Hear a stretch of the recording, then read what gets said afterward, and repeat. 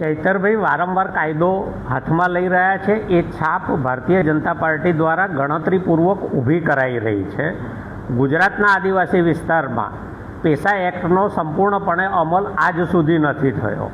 Forest right act અંતર્ગત આદિવાસી સમાજને જે જમીનો મળવી જોઈતી હતી એ સ્થાનિક ઘર્ષણ કર્યું, હાઈકોર્ટે ચુકાદો આપ્યો, જેબી પારડીવાલાનું જજમેન્ટ આવ્યું, એ પછી એ જજમેન્ટનો પણ અમલ નથી થઈ રહ્યો।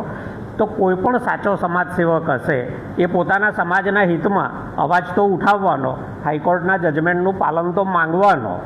એવી જ રીતે આદિવાસી વિસ્તારમાં બેફામપણે ખનિજની ચોરી ચાલી રહી છે, ચાહે નદીની રેતી હોય કે પછી કોરીઓ ચાલતી હોય, ગેરકાયદેસર કોરીઓ, ગેરકાયદેસર રેતી ખનન આ બેફામ ચાલી રહ્યું છે, જેમાં વ્યાપક ભ્રષ્ટાચાર છે।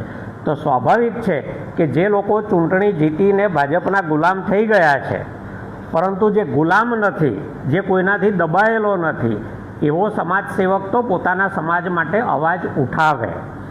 એવી જ રીતે એસટી સબપ્લાનના ગુજરાત સરકાર જે બજેટમાં પૈસા ફાળવે છે એમાંનું મોટા ભાગનું બજેટ, ચાહે એ નલ સે જલ હોય, ચાહે એ મનરેગા હોય કે બીજી કોઈ પણ સરકારી યોજનાઓ હોય, એનો બેફામપણે દુરુપયોગ થાય છે।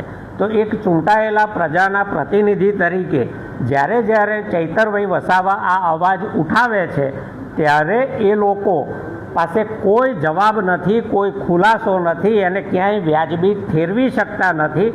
એટલે આ પ્રકારની અફવાઓને પ્રોત્સાહન આપી અને ચૈતરભાઈની છબી ખરડવાનો પ્રયત્ન કરે છે।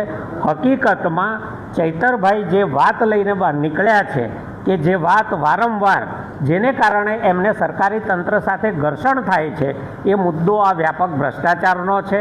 એમના સમાજને જે કાનૂની અધિકારો છે, ચાહે એફઆરએમાં મળે, ચાહે પેસા એક્ટમાં મળે, એ મેળવવાની વાત છે અને એટલા માટે ભારતીય જનતા પાર્ટી એમની છબી ખરડવા માટેના પ્રયત્નો કરી રહી છે।